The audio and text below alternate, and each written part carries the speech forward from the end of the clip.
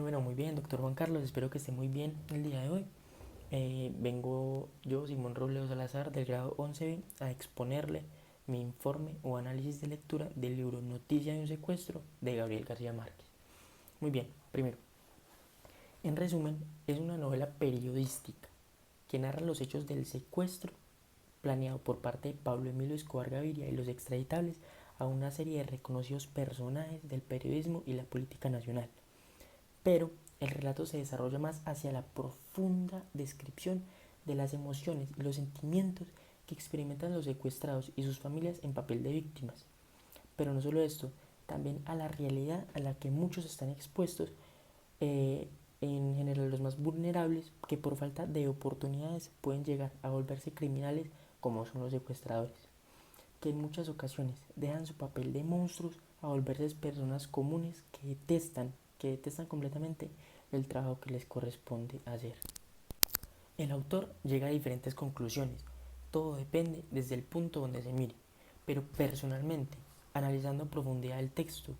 pienso que a lo que quiere llegar el autor es a un tema mucho más filosófico, pues Gao nos hace reflexionar sobre las actitudes, emociones y sentimientos que atraviesan todos los personajes y cómo ese orgullo, poder y ambición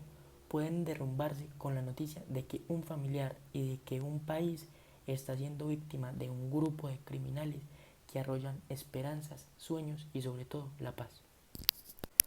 El origen del texto, desde el punto literario, es claramente el secuestro de importantes personajes del periodismo y la política,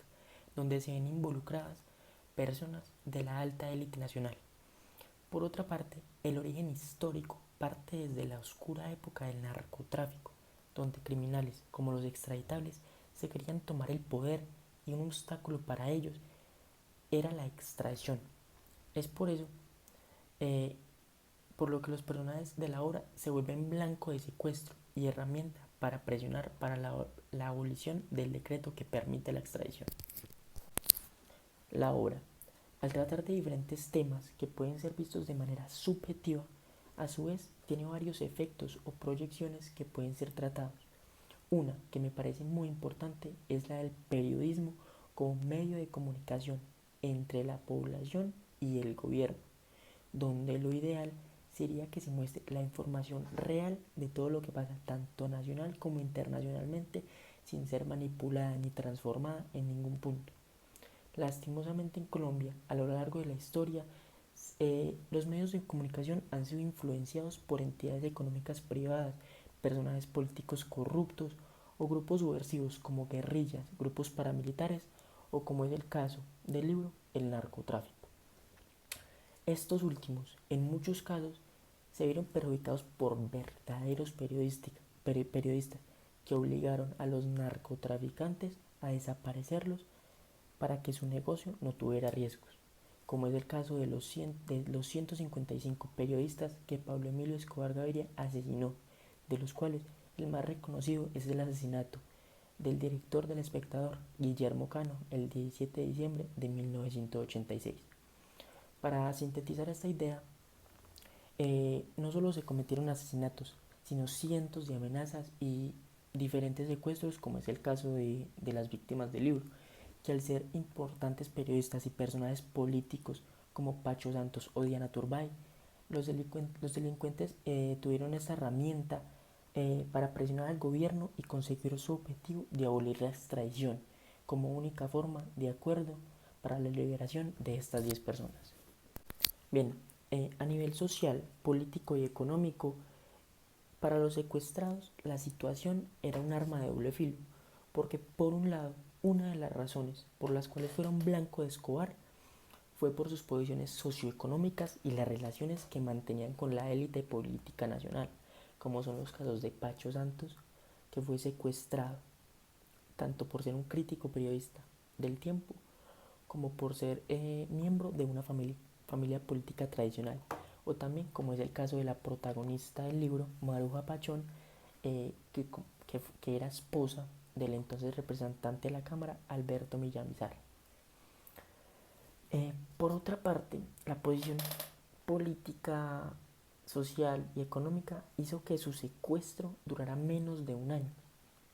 Para que más duro fue para Maruja.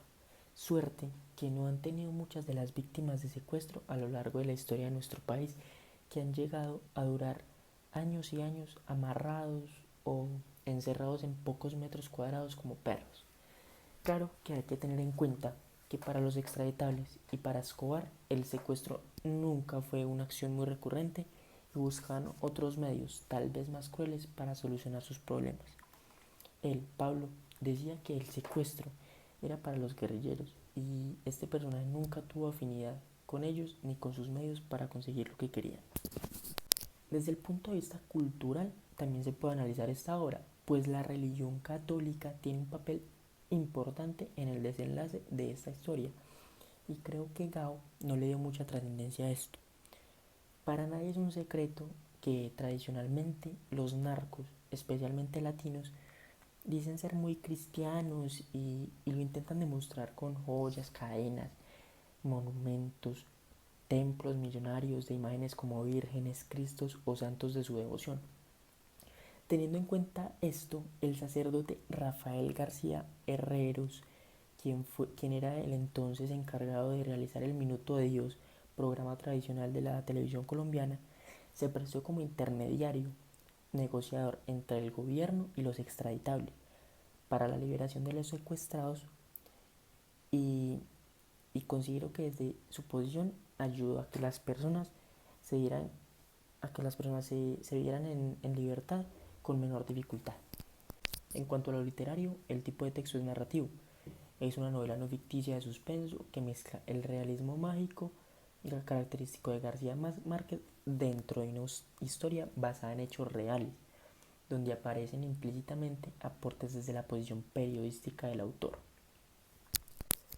Me parece muy interesante cómo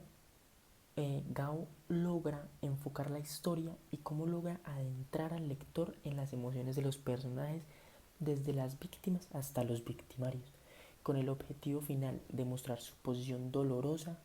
de la triste historia de un país atropellado por el narcotráfico, el terrorismo y la corrupción en busca de poder. Personalmente me encanta la escritura de Gabriel García Márquez y esta fue la razón por la que escogí este libro.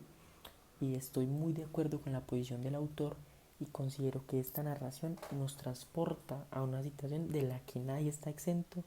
y que nos puede hacer reflexionar desde el ámbito personal de que las cosas materiales, el poder o el dinero no son nada si se tiene la preocupación de que un ser querido está envuelto en un secuestro.